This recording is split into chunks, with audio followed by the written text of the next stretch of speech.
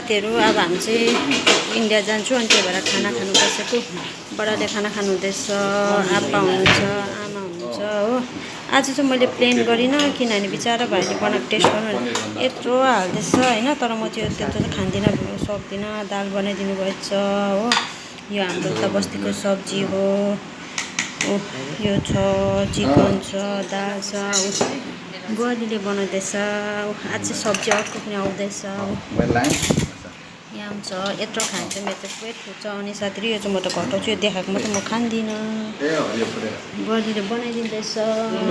भाइ चाहिँ कता गएछ हुन्छ खानु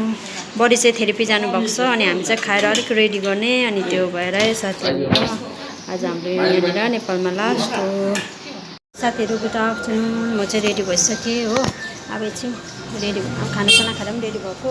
अब एकछिन चाहिँ बडीलाई पर्खेको किनभने बिचारा बडी थेरेपी जानुभएको छ नि त अनि बडीलाई आएपछि चाहिँ हामी जान्छु अन्तखेरि आज चाहिँ मेरो लास्ट डे हो यो